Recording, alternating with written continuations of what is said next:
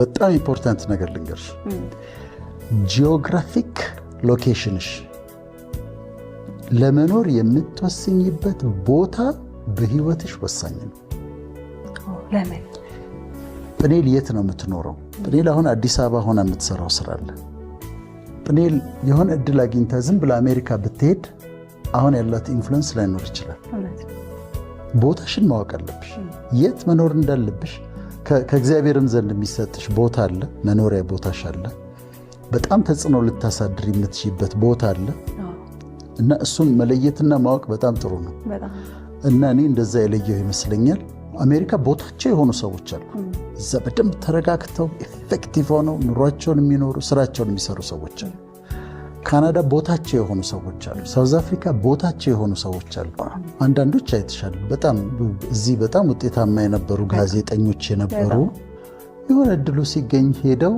በዛው ይቀሩና ከዛ በኋላ አትሰሚም ስለነሱ በመጨረሻም ኢትዮጵያ ውስጥ ለመጀመሪያ ጊዜ እርምጃ ተወሰደ። ይህ ነገር የማትጠብቁት ነው። ምክንያቱም ከዚህ በፊት ኢትዮጵያ ውስጥ እንደዚህ አይነት እርምጃ ተወስዶ አያውቅም። በኦንላይን አጭበርባሪዎች ገንዘባችሁን የተበላችሁ፣ ያለቀሳችሁ፣ ብዙ ነገራችሁን ያጣችሁ፣ የሚንቀሳቀስ የማይንቀሳቀስ ንብረታችሁን ያጣችሁ፣ ቤታችሁን፣ መኪናችሁን፣ ባጃጃችሁን፣ ሞተራችሁን፣ ባንክ ውስጥ ያለውንም ገንዘብ እንዲሁም ደግሞ ከዛም አልፎ ትዳራችሁንም የበተናችሁ ሰዎች አሁን ላይ ለእናንተ የሚሆን እጅግ በጣም አስደሳች መረጃን ይዤላችሁ መጥቻለሁ። ፖሊስ ይዞት በወጣው መረጃ መሰረት በኦንላይን ገንዘብ ከሚያጭበረብሩ ድርጅቶች መካከል 4ቱን በቁጥጥር ስር አውሏል። እነዚህም ሼን፣ ኤምኤንጂ፣ አርቲ እና ኤችዜድ የሚባሉ ድርጅቶች ናቸው።